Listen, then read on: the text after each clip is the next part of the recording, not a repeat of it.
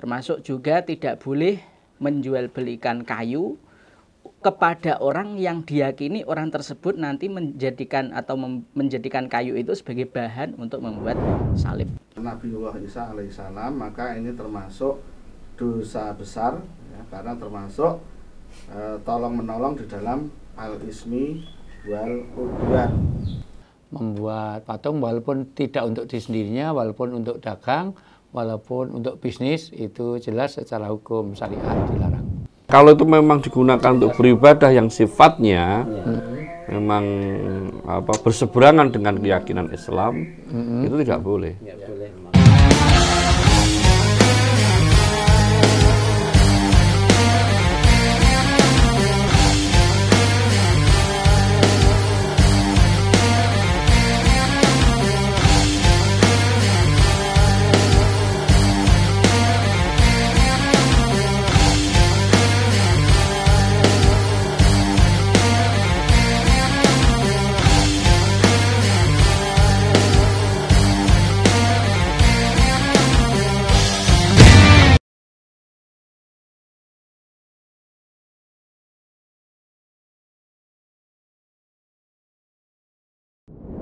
Para jamaah pemirsa El Kalam, lembaga kajian dan konsultasi mengenai Islam. Pertanyaan berikutnya berkaitan dengan tasamuh yang sering orang mensalah artikan tentang bagaimana kita harus bertoleransi. Sebetulnya dalam batas-batas apa sih toleransi itu, dan karena sebetulnya hidup itu harus punya toleran. Jadi jangan atas nama toleransi tapi kebablasan, tapi juga jangan sampai intoleran. Bagaimana sikap in between, artinya kita harus tengah-tengah di dalam koridor. Untuk itu sebelum kita bahas, kita lihat video berikut ini.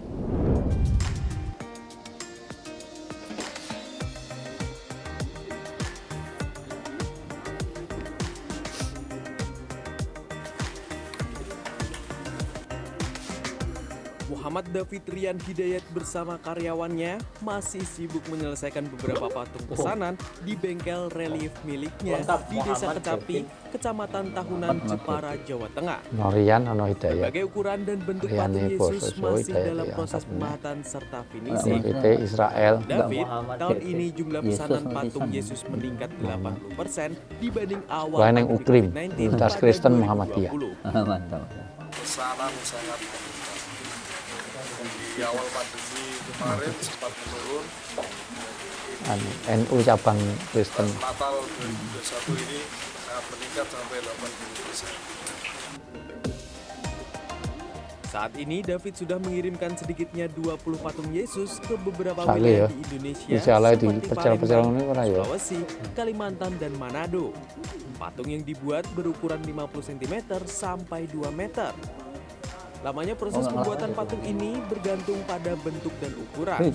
Patung berukuran paling kecil sekitar 1 bulan dan yang berukuran besar atau 2 meter sekitar 4 bulan. Ya ora pas jine nang Bandung tak golek ning jam 11. Salib, Yesus Pengembala, Bunda Maria, dan relief Perjamuan Kudus. Adapun bahan baku yang digunakan beberapa jenis kayu jati berkualitas A, kayu jati asli Blora, dan kayu jati berkualitas B, serta kayu jati dari Sulawesi. David memulai usahanya ini 10 tahun yang lalu. Berbekal keahlian dari orang tuanya yang menjadi pengrajin mebel dan furnitur di Jepara, David yang sejak kecil punya hobi memahat memilih menjadi pembuat relief. Udah puluhan buah, ada 20-an lebih. Ukuran bermacam-macam, Mas. Ada yang dari 50 cm sampai yang terakhir ini 2 meter. Dikirim ke Katedral Palembang, ada yang di Sulawesi, di Manado, dan Kalimantan. Setelah kita lihat tayangan tentu ada banyak aspek. Apakah umat Islam boleh mencari ma'isyah dengan membuat patung, di mana patung bukan sekedar patung hiasan tetapi patung yang dipakai untuk ibadah oleh saudara-saudara kita umat lain, umat Kristen. Di samping juga bagaimana hukum secara syar'i. Silahkan dari para asatidz, siapa yang mau menanggapi pertama? yang banyak diriwayatkan oleh para imam, bahkan juga terdapat dalam Sahihain, ya, di mana an Jabirin radhiyallahu anhu anna Nabiy sallallahu alaihi wasallam qala innallaha azza wa jalla harrama bai'al khamri wal maitati wal khinziri wal asnami. Dari sahabat Jabir radhiyallahu an, beliau mengatakan bahwa Nabi Muhammad SAW bersabda, Allah Subhanahu wa taala mengharamkan jual beli khamr, satu, yang kedua jual beli bangkai, yang ketiga khinzir, jual beli babi, dan yang keempat asnam, itu adalah berhala, ya. Jadi kalau hadisnya sudah sangat sharih, ya, karena ini konteksnya membicarakan berhala, ya. Berhala maka bukan boneka, bukan yang lain-lain, tapi berhala, maka sudah termasuk larangannya dalam hadis ini, ya. Dan di antara syarat-syarat sahnya jual beli dalam objek yang diperjualbelikan itu adalah kemanfaatan yang mubah. Nah, untuk berhala kemanfaatannya adalah untuk disembah dan menjadi objek sesembahan selain Allah, maka dari segi syarat sah jual beli juga tidak memenuhi.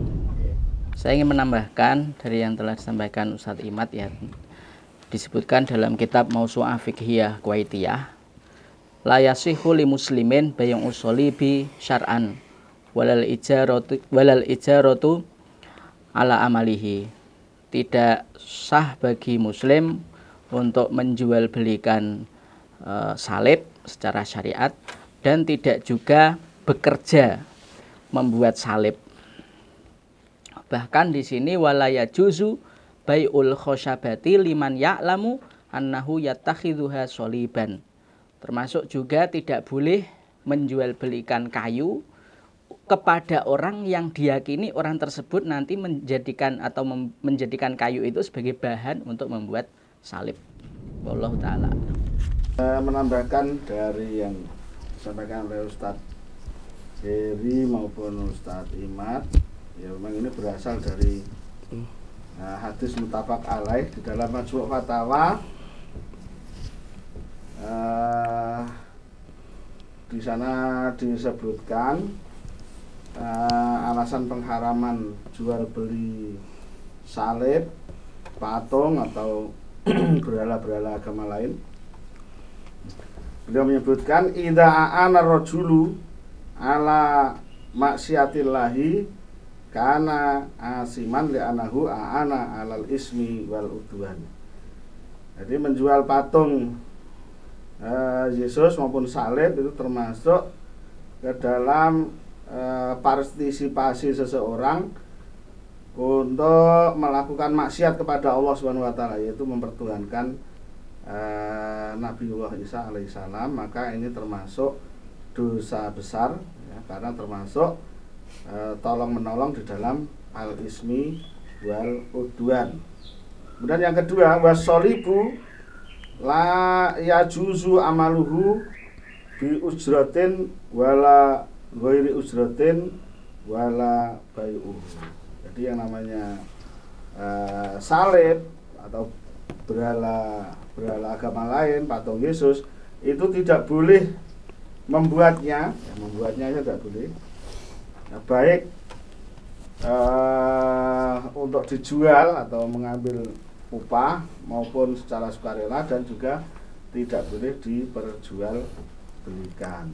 Kemudian yang ketiga, beliau mengatakan man akhadha iwadun an ainin muharramatin fal yatasaddaq biha wala yatub min dzalikal amal. Jadi barang siapa yang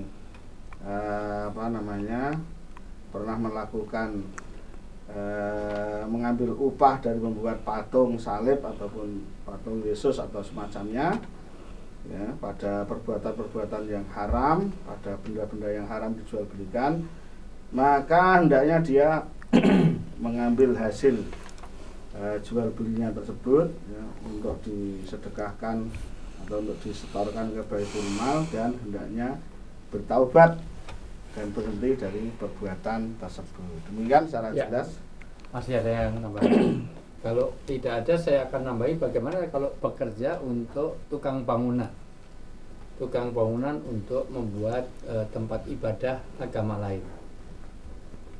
Karena ini juga pernah masuk di El-Kalam tentang bagaimana pekerja bangunan yang dia kerjaannya membangun untuk tempat ibadah dan sekolah agama lain yang selain Islam tentu. Ada tanggapan? Mungkin dalil umum dulu Ustaz. Ya. Nanti akan ditambahkan oleh Ustaz yang lain. Kata Allah Subhanahu wa taala, "Wa ta'awanu 'alal birri wat taqwa wa la ta'awanu 'alal itsmi wal 'udwan." Jadi kita memang diperintahkan untuk saling tolong-menolong dalam sifatnya takwa. Adapun yang bukan takwa kita dilarang, orang begitu Ustaz. Dan ini kan kaitannya dengan peribadatan agama lain ya.